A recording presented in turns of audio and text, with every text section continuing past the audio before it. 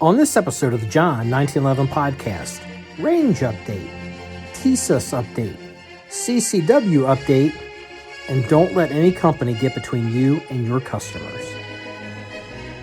Okay, good afternoon, everybody. This is episode 340 of the John 1911 podcast. Today is Monday, June the 10th. It is about 1:15 p.m. Eastern Standard Time, and this is going to be a solo episode.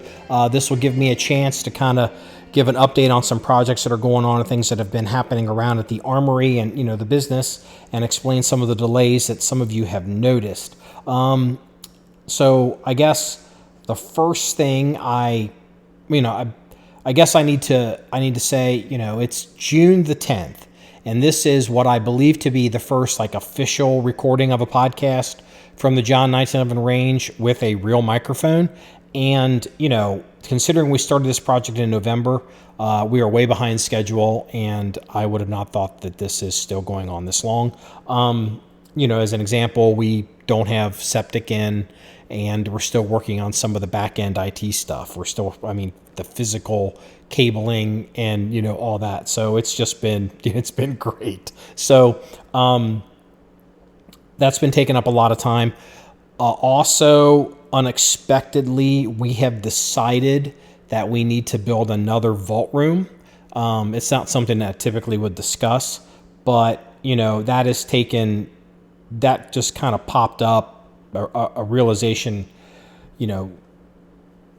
developed and realized that this is going to be a problem. And so I had to go out and try to buy another vault door. And, we've bought vault doors before. As a matter of fact, I'm willing to say that I have quite a lot of experience buying vault doors. And what has come to as a surprise, and I don't know if this is a downstream a problem because of a combination of COVID and then the economy, or if it's just I was always getting lucky, but I've never had trouble securing a vault door. I've always could buy them new, I could buy them used, I could buy military surplus, I could do all kinds of stuff. And so, it just seems right now, at least I would say east of the Mississippi, we're in Ohio, that, I can't, the vault door market just really kind of sucks. At least doors that are strong enough to meet our needs. And one of the problems that's happened with this project is, because it involves some licensing and insurance, I have to be directly involved in it. It's not something that can be, pushed off to other people or, delegated out. I have to literally, deal with every single aspect of it. So after, it was a couple weeks of casually realizing there's a problem, but not facing, the reality and still thinking I could pull a vault door out of my butt. Spent about a week, located one. We're having it brought in from out of state. It is not on site yet. It'll have to be staged and added with the construction. So that's taken an exorbitant amount of time. And so that kind of gets me, talking into terms of the project. We are still not 100% on the project. I'm going to pause this real quick and adjust the microphone. Okay, microphone adjusted. So, again, I'm also using this as a chance to do audio test, a microphone test here, and get the settings and the levels right here in the in the barn. So, what was I saying? This project, today's Monday, June the 10th. And I'm doing what I would consider the first kind of real podcast from the property, from the range, not from the office, but from the range, and it's been 7 months. This wasn't supposed to take this long. And so a lot of things have been getting slower and slower. Our content schedule has gotten slower. I'm trying to keep the podcast stuff up to speed. I'm behind on some submissions from content creators. I know at least one of you is listening to this. You are not forgotten. You're right at the, front of mind. It's just, I'm going to get to it, after I record this, and I got to go drive to a meeting, and then I'm going to get to that. So, it's just been, there's been a lot going on, and we're still behind on a bunch of stuff, and it's really affected how we've functioned as a company this year. But sacrifice hopefully will pay off. We are still not allowing outside groups to train on our property. We've had, I wouldn't say a number, I would say multiple requests from various groups to come here, and I can actually say here because I'm not in the office, to come here and shoot. Unfortunately, we've had to turn them away, and they've all been understanding, but the issues are, when anyone shows up here with guns, or anyone shows up here that is shooting, all the work stops, because boys will be boys, and the contractors want to hang out and talk, and it just it has slowed things way down. So I even got to the point where we let the rifle range overgrow just to keep the occasional contractor from wanting to go out there and bring his or her own guns and maybe just zero their guns. And yes, we actually had that happen. So I started reopening the rifle range. We're doing more shooting. I'm able to get on property and shoot more. I have been shooting, but I've been kind of sneaking around when people are on property, because again, if I start shooting, people start wanting to hang out, and it just causes all kinds of problems. So with all of that said, let's get some updates on a few things on some shooting projects around here. The first thing is, I know some of you are pretty interested in this, is the Tisas Raider, which is the 9mm 1911 from Tisas, is back. Those of you that remember, we had picked it up, and honestly, like I think I've said it on video, we picked that gun up as kind of like low-hanging fruit for easy content. It's like, I prefer, I shoot a fair amount. I break guns, so I prefer a higher level of gun, a higher level of fit. I'm not being judgmental, but I'm just saying, I've been through life where I've had these lower end guns and I shoot them and I break them. But this is kind of like it's a clone. Like a lot of people in a subset of our community are the clone builders, or the military surplus clone builders, and Tisas came out with the clone of the M45 CQB gun, but they did it in 9mm, which, again, if it was in 45, we wouldn't buy it in 45. I was interested because it was 9. So great, pick this up, get it for nothing, and well, not really nothing, but we picked this gun up, and we'd already picked up a USGI from them in 9mm, and go to take it and shoot it, and just some plinking around and some basic content. I know there's a lot of Tisas people out there. Literally, the gun exhibits hammer follow out of the box. Well, out of the box.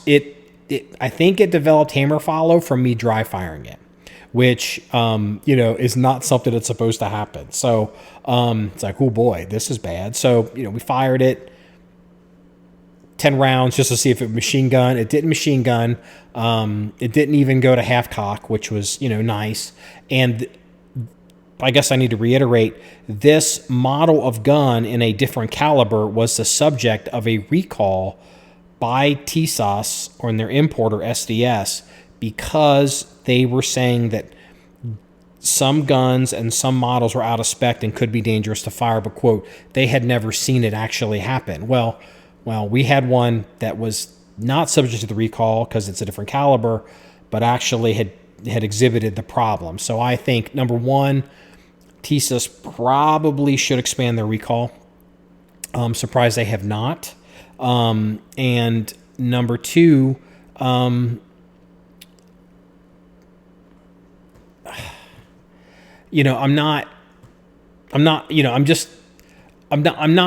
was disappointed. I'm not mad at Tisas. I'm disappointed that it happened, because we bought the gun just really as easy content because we're so hurting for content. But yeah, I'm not that surprised. 1911s are really not guns that lend themselves completely to mass production. So, I'm not against Tisas. So anyway, we have the gun back, and it functioned fine. And I will say this, because I didn't get a chance to shoot, really mess with the gun in the first video we published about it. I don't know, and this is on SDS. This is not on Tisas in Turkey. We've had no contact with Tisas in Turkey. We have had contact with one person just via email, and maybe one person in a comment section, from SDS in Tennessee, which is, I really think, the importer. I don't think that's like a Tisas USA entity. Well, if you can hear that noise, that is either the AC or a fan making noise. And again, audio test, we'll see if this, if this picks up on audio, if this is, whether I have to build a sound studio. Okay. So anyway, so we get the gun back from SDS in Tennessee, and I want to give them credit. So I don't know if I would assume SDS had to change something with the gun, probably a sear, I don't know. I mean, it's possible that, I'm thinking sear hammer hook area, but I've heard some people say that they're replacing triggers. Maybe a trigger is out of spec. I'm not really, sure about that, but they've obviously done something in there. And so did they fit it or did they drop it in? Because I will say this, when the gun that we have that has come back from Tisas and or SDS, and I've had a chance to play with it, the trigger seems pretty nice for a production level gun. And I don't know if that is normal. I don't know if that's SDS fluffing the trigger because that's just the way they do it. They're pretty competent, or whether they blue flamed it for us. Like, it's like they knew it was our gun, they know who we are, and if they gave it extra special attention. And it was like, also, you have to admit, well, a contractor just pulled up with heavy equipment, so I'm going to have to pause this for a second.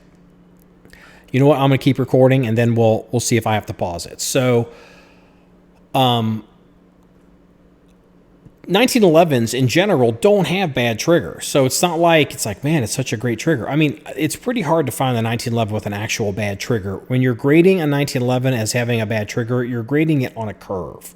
So, maybe it's been so long since I've dealt with a super nice, or a production level 1911 that I expected the trigger to be horrible. But the trigger on this gun seemed very nice.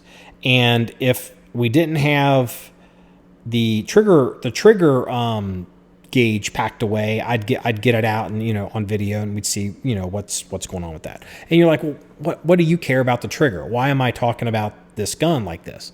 Well, I noticed something else about this gun, and what it was is the grip safety is, I would say, tuned, and I would say it's very well tuned. To where basically it's minimal pressure to disengage, to disengage that safety, so the gun will fire. And that is something that's pretty important on a what I would say a duty 1911. And the nice trigger and the super sensitized or tuned grip safety got my attention. And I don't know if that is really Tisas that did that, because I don't think the gun was that good, but I didn't really check it because I didn't get a chance to check it, or whether that's SDS doing that. And I don't know if that's SDS doing that because that's what they do, or is that SDS doing that because they did it because it's John 1911 and they figured the gun might end up on the internet. So if you have one of these guns, or if you have a Tisas gun in general, do you think can you check and see, does your gun have a good trigger? Does your gun have a tuned, sensitized grip safety, or do I have a, are they singling us out? Inquiring minds want to know. Now I better stop because they're going to unload like a bulldozer or something. It's going to get loud. Okay, we're going to keep it going. This is one of the bad things is, people just show up here. So if you may have noticed on some of our content that, and you'll see more of it, that I have switched the 1911 that I'm carrying and shooting. My go-to gun is the double stack EDC X9L gun. It's the 5-inch X-frame gun from Wilson Combat. That gun has over 11,000 rounds through it, documented. It should have more, but I haven't been able to shoot as much past 6 months. It should be at 15 by now, but it's at 11. So, well, I have switched to carrying the single stack 9mm Experior gun. That is probably my favorite gun that we own. And, broke out a holster specifically for it. And it's an iron-sighted gun. And so for the next couple months, I'm going to shoot a single stack iron-sighted gun in 9mm, 1911. It's my primary training gun, drill gun, and, content gun when I'm not pulling stuff out of the reference collection. And I'm doing that for a project, and that project will be more apparent, in a few months, hopefully 2, maybe 3 months. It could be more, maybe if before 6. It's not really up to me. It's up to, how that project goes. And I'm not talking about the barn. I'm talking about something else. So you're going to see us shooting that quite a bit. And it is kind of an adjustment for me to go back to irons, because I've gotten to be where I'm so good with the red dot and so fast that there's a little bit of humble pie getting out the timer. And, I am definitely slower with the irons. I mean, people will say that irons are faster, like really up close, like 5 yards, but it's like you're so close. I mean, it's almost like burner targets. I'm talking about engaging plates, transitions, target the target, 15 yards away, 18 yards away, or farther. I'm slower with the irons, but I like to keep the skill set. Number one, that's a skill set I've always had. Number two, 99.999% of every weapon we have in the reference collection is an iron-sighted gun. So, I shouldn't just be shooting, red dots.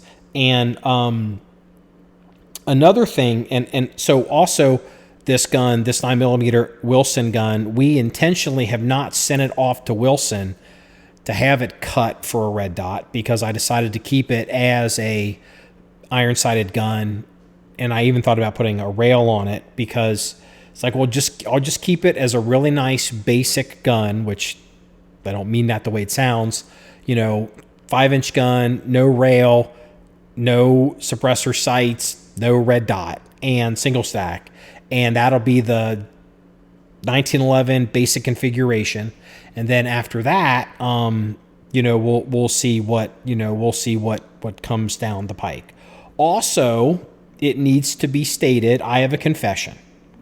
And this is terrible to admit, and it's, we all have to, we all have our crosses to bear. And if I had done this on the gun forum, people would kick my ass over this. So I don't know, it was a while ago. I have to check the website, but it was maybe a year or two ago. I posted a video about my appendix carry holster from JM Custom Kydex. It's cracked, and I've not really gone into this publicly too much. I mean, I carry a gun every day. I carry a gun.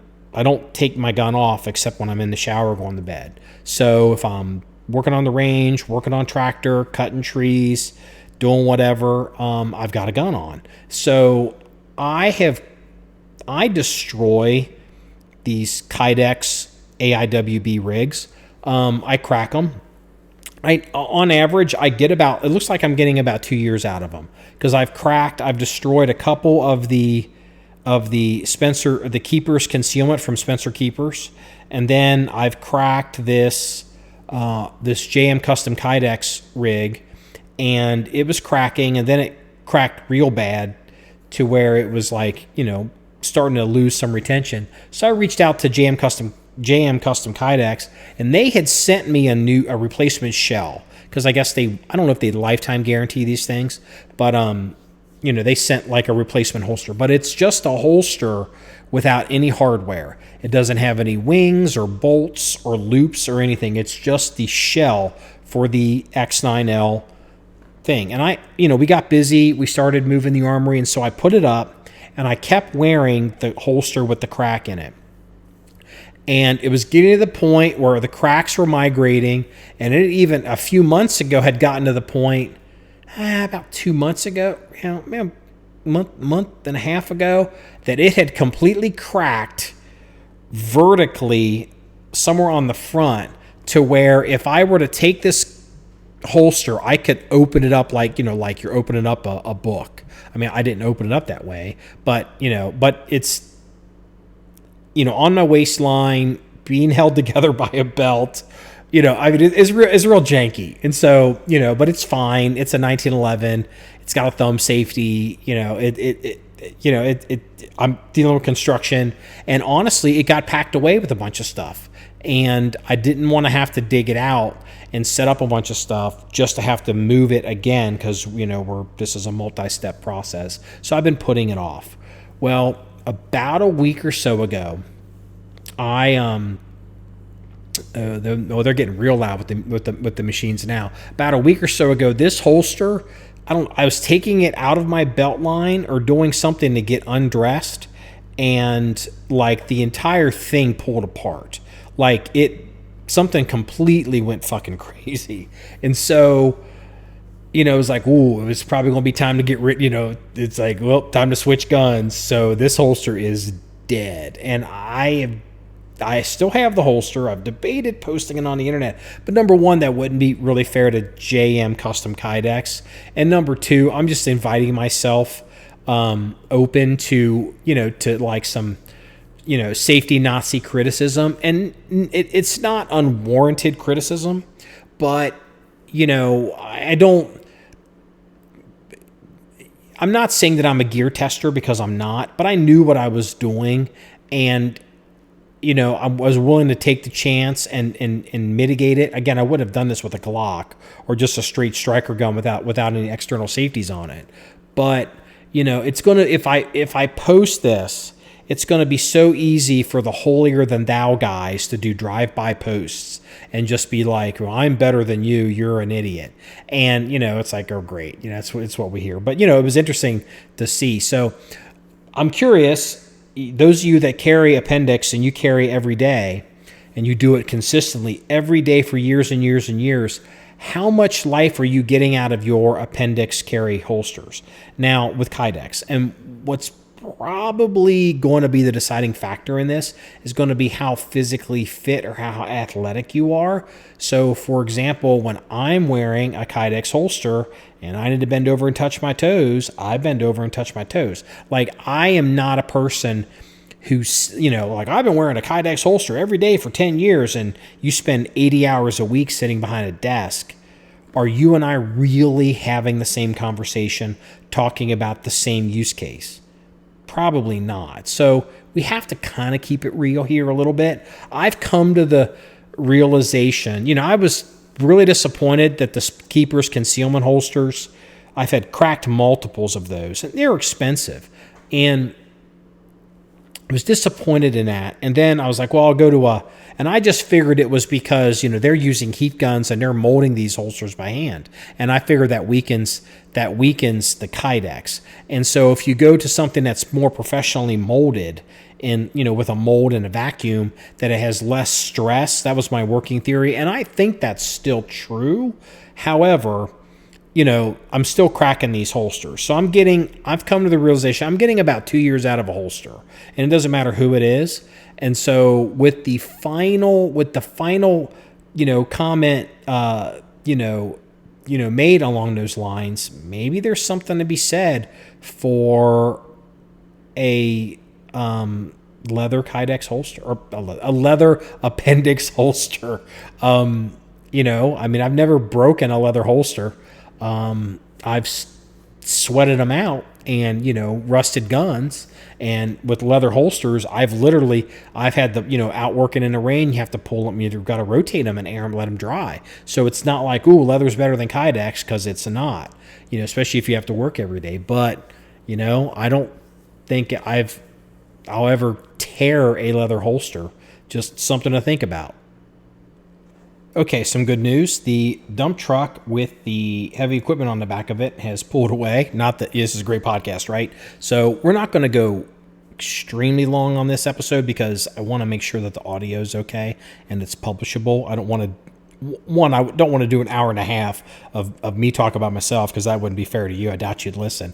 But two, I don't want to have to do an hour and a half and then discover, holy crap, this thing doesn't even work. So like I sound like I'm in a soup can or something. So I get some industry stuff that has come up. We've been asked about this.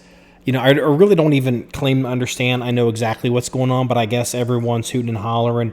YouTube has released some updated guidelines on gun content, that they will allow on their platform. Am I that worried about it? No. I don't know. It wasn't really clear to me if they won't. I don't know. It looked like there was some stuff about 18 years of age or older, and maybe it's whether it qualifies as monetization or whether you can be monetized. Well, number one, we don't monetize our videos on YouTube.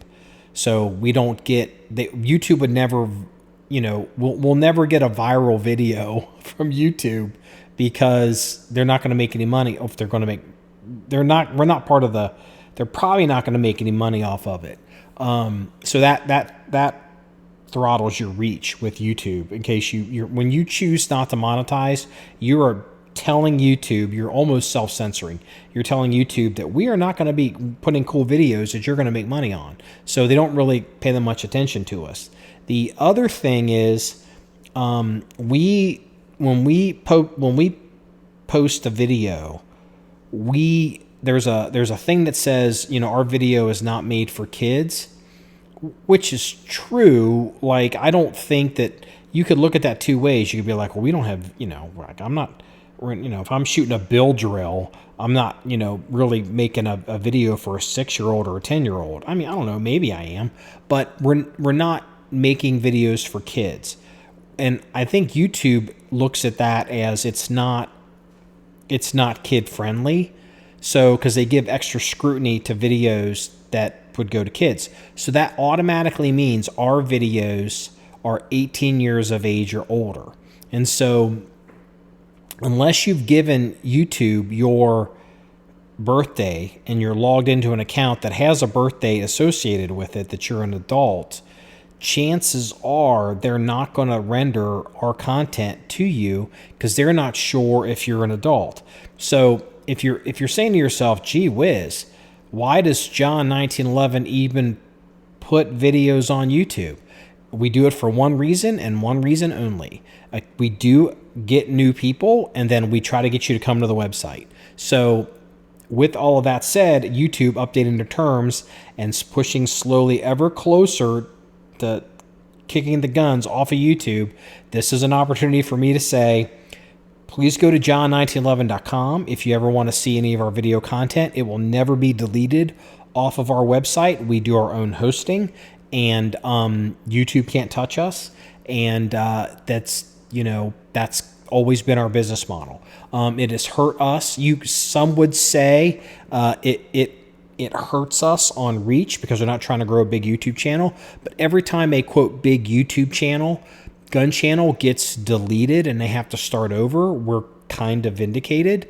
Like I remember Small Arms Solutions. I mean, that guy is an industry professional. He used to work for, I think, a medical examiner. He's worked for Colt. He testifies in court as a subject matter expert. I mean, he's not, some crazy person on the internet doing crazy stuff with guns. And they nuked his channel with like 35,000. I remember 35,000 subscribers, which to a guy like him, I mean, that was devastating. As far as I know, they never got their channel back. They had to just start over. And maybe he's gotten beyond that, but it's like, why would I even want to do that? And I know that I think Kit Badger got his channel deleted, but possibly got it back, and there's been others. And so, we decided early on that we just weren't going to put ourselves in a position to be vulnerable to YouTube, because we had become very vulnerable to Facebook. We had over 200,000 people on Facebook, and when Facebook started throttling our reach, it affected a lot of things downstream. And I was aware that this was a vulnerability it was a liability for the business to be so hidebound to one or two outside vendors that don't even really have your best interest at heart. And so I wasn't going to jump out of the frying pan into the fire and get into that kind of relationship with YouTube. YouTube to us is strictly kind of like lead generation. If you find us on YouTube, hopefully you'll remember our name to go to our website. That's why we're john1911.com. That's why you see the website, in the exit screens and everything. So yeah, what was that guy that had the 1911 he had the pistol with the ivory grips, and they were real elephant ivory. What was that guy called? What was that website called? It's John 1911. Put .com behind it. Boom, you're there. So again, that's kind of like that. That's kind of how we feel about YouTube. We're not really that worried about it in some weird way, and I don't wish this on anybody. If YouTube were the worst part about YouTube as a firearms content creator or as a firearms business for us is the arbitrary levels that they enforce their rules or their standards or the double standards. It's not uniform. So for example, if the small arm solution guy, he loses his channel, Kit Badger loses his channel. I think Atlantic Firearms lost their channel at one point. They may, I don't know if they got it back or not.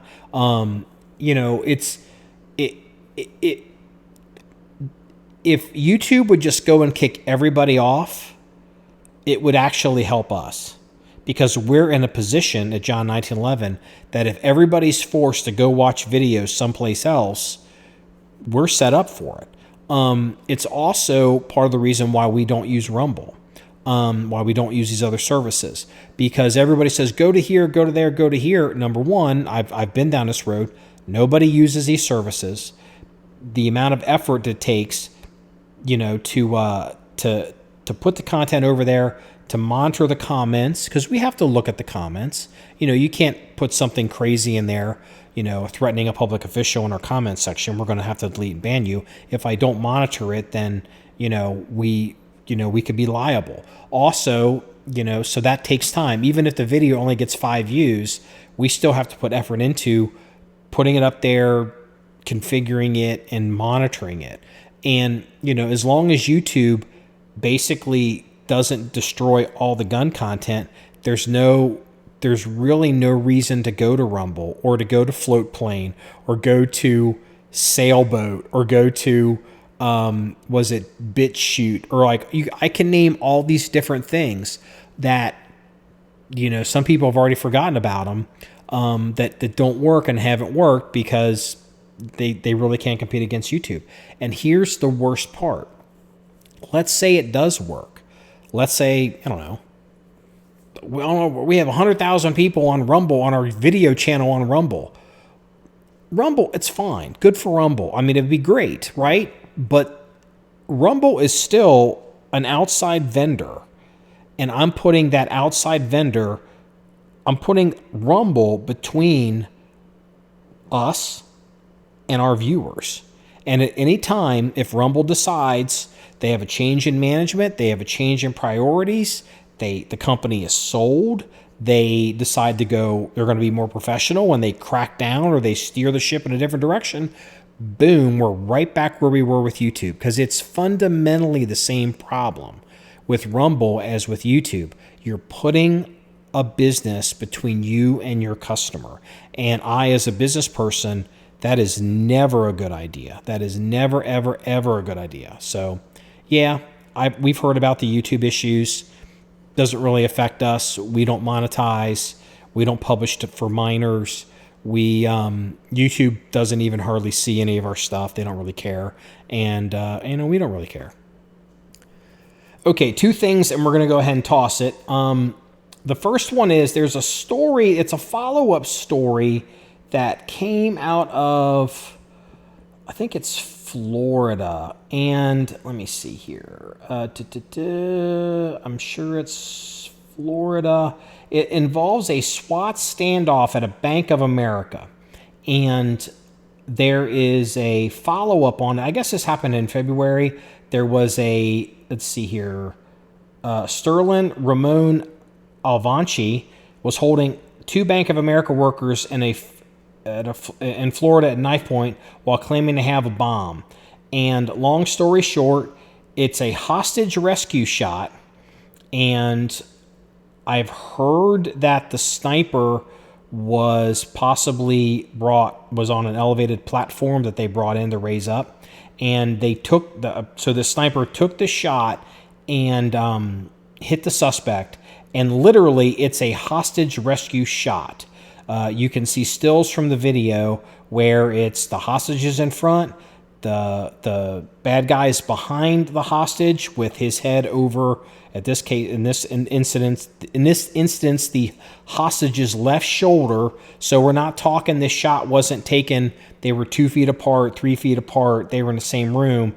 It's a hostage rescue shot almost set up like on a paper target. And the sniper who took the shot killed the person, and it's come up through the follow-up reporting that they show, and the newspaper is not reporting it this way, but the newspaper is not reporting this the way I'm going to describe it to you, because I don't believe that this is the truth. So the newspaper is reporting sniper shoots through computer monitor to kill suspect in a bank. And it appears that a bullet went through this flat screen monitor and hit the suspect. The flat screen monitor is up, by the teller stations, and they're at the back towards the windows, and a bullet comes through, I guess. It's hard to see all this, but the way this is being reported is that the sniper intentionally put a round through a flat screen monitor that carried on through and hit the bad guy in a hostage rescue shot where the hostage's head is 8 inches, 6 inches from the bad guy's head. And I don't know where he shot the suspect. But, this is being reported as intentional. And maybe it was intentional. Maybe it was, maybe it's at least a 30 caliber bullet looking from the hole. Maybe it's a 338 caliber bullet. Maybe this is all a misunderstanding. Maybe it's a second shot, or maybe it's the shot came from a different direction and passed through the guy, then went through the monitor. But the media is reporting in a line, sniper, computer monitor, target, and that the sniper put the bullet through the monitor into the perp, and that this was intentional. And I am calling bullshit on that. I can't imagine any situation where a sniper would be comfortable taking a hostage rescue shot through a computer monitor. I don't care how thin it is, because, if you have any experience putting bullets through medium, through barricades, through vehicles, through any, they hit things, they turn, they yaw. It's crazy. And so unless, I could be wrong, maybe it's some super fancy AP round and they were confident that it was going to carry through. I'm not unfamiliar with some of the tactics that snipers use relative to banks and hostages that we're not gonna go into here. But with that being said, we'll have the story up in the comment section. But it's an example of the media is probably not reporting this correctly, or they're misreporting it, or I don't know. The sniper that took the shot maybe genuflecting in church, because, woo boy, that could have gone real bad. And for the police blotter, we're going to go ahead. We'll have video of, it's in some ghetto somewhere. There's a video of, I guess it's a couple women. They are, one of the women, I guess she is estranged from her boyfriend, and she has shown up at the boyfriend's house, and she's vandalizing his car. This is in the daytime. These women, they get out of this little SUV. It's reported they're throwing eggs or doing things to this guy's car because he's an asshole, or, whatever it is they're doing. Maybe he is, I don't know. But they're vandalizing his car. And they don't look like they're kids. These look like they're adults. It's crazy. And so then, they're doing what they're doing. They're running and they're excited, and they get into the getaway vehicle, and the getaway vehicle's pulling away, and one of the doors isn't closed all the way, and I think one of the girls maybe dragging one of her feet there for a minute, and in their excitement to get away, they run right through a stop sign on video and get T-boned in an intersection. And it's just one of those karmic videos that I think a lot of people would enjoy. Fortunately, I don't believe, to my knowledge, I've ever had an ex-girlfriend vandalize something of mine, but I'm sure some of you have, so maybe you will enjoy the poetic justice of the video. Well, this wraps episode 340 of the John 1911 podcast. If you want to see more stories or pictures or links of this and our audio test, please go to the website at john1911.com. That's JOHN1911.com. Remember, it's all about shooting guns and having fun. Everybody, have a good day.